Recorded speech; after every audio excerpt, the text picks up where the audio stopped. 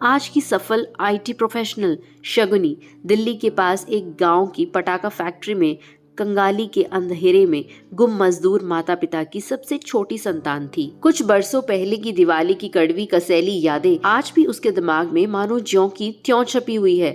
वह भी दिवाली की एक रात थी। वह अपनी पटाखा फैक्ट्री के मालिक के घर के सामने ही रहती थी। अपने घर की खिड़की से वह पांचों भाई बहन उस सांसें भरते मालिक के बच्चों को हंसी खुशी पटाखे छोड़ते देख रहे थे।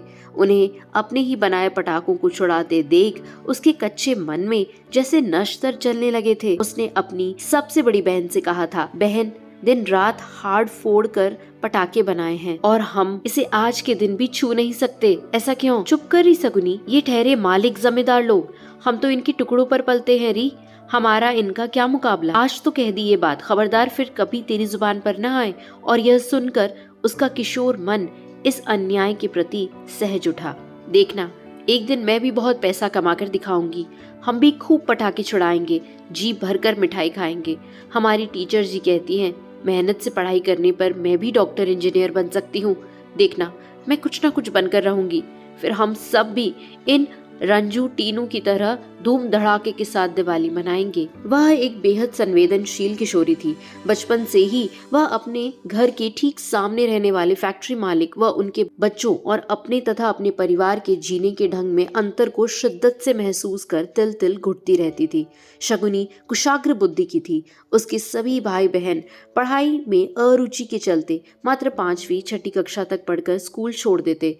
माँ बापू के साथ पटाखा फैक्ट्री में फिर मजदूरी करने लगते थे।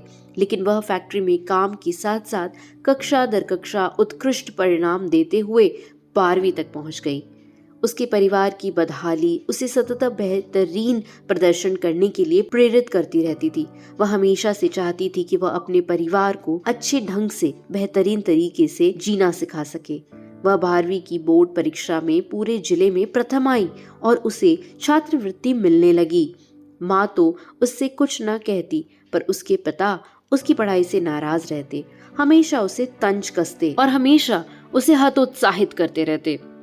उसका कुछ बनने का संकल्प उतना ही दृढ़ होता जाता था। उसके पिता कहते, कितनी ही पढ़ाई कर ले, लेकिन तो इनकी होड़ नहीं कर सकती। आखिर पढ़ाई करके क्या ही कर लेगी। उसके पिता जबरदस्ती उसे शाम की पारी में मजदूरी करवाने फैक्ट्री अपने साथ ले जाते।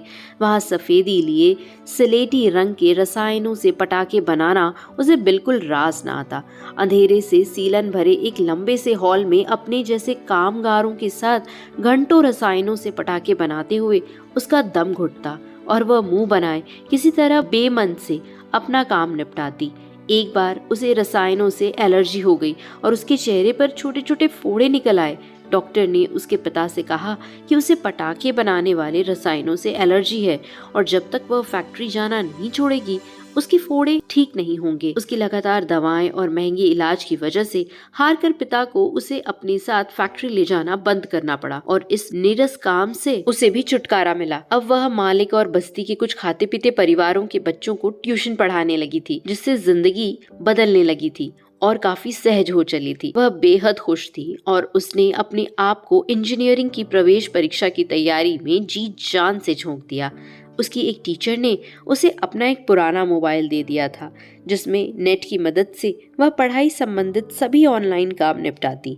उसकी और उसके परिवार की खुशी का ठिकाना न रहा जब वह प्रवेश सूची में मेरिट में आई और उसे छात्रवृत्ति के साथ आईआईटी और उसे स्कॉलरशिप के साथ आईआईटी दिल्ली में दाखिला भी मिल गया। इसके बाद उसने कभी पीछे मुड़कर न देखा। वक्त के साथ उसकी 36 लाख वार्षिक के पैकेज पर दिल्ली में एक नामी एमएनसी में नौकरी लग गई। तभी माँ बापू उसके पास आ गए। माँ उससे बोली, मेरी तो नींद ही भाग गई। क्यों री, क्या सच में तुझे हर महीने 30 लाख रुपए मिलेंगे? हाँ माँ, सच में समझो अपने दुख दारिद्र खत्म हो गए हैं। बहुत हाड़ तोड़ लिया आप लोगों ने। अब आप लोग मेरे साथ ही रहोगे। अगर आप लोगों की काम करने की इच्छा होगी तो वहाँ कुछ काम ढूंढेंगे आपके लिए और दीदी और भैया फिर से अपनी पढ़ाई शुरू कर सकेंगे। माँ बापू के चेहरे पर सुकून भरी मृदु मुस्कान का उजास खिल उठा। आखिर कोई तो ऐसा होता है परिवार में जो उस परिवार को गरीबी और दरिद्रता से दूर करने के लिए जी जान लगा देता है। ऐसी ही जी जान लगा दीजिए ताकि आप भी एक सहज जीवन जी सके। दोस्तों, हम चाहे जहाँ कहीं भी हो, अपने जीवन के लक्ष्य को कभी नहीं भूलना चाहिए, क्योंकि ये लक्ष्य ही है जो हमें जीवित रखता है, जो हमें नई स्फूर्ति और सांस फूंकता है। तो अपने उद्देश्य से कभी भी डावाडोल ना हो। जो आप चाहते हैं वो आप जरूर कर सकते हैं, अगर आपने दृढ़ निश्चय कर लिया तो। ऐसी ढेरों कहानियों के लिए हमें फॉलो जरूर करें, लाइक शेयर सब्सक्राइब जरूर करें और कमेंट करके जरूर बताएं आपका सबसे बड़ा सपना क्या है।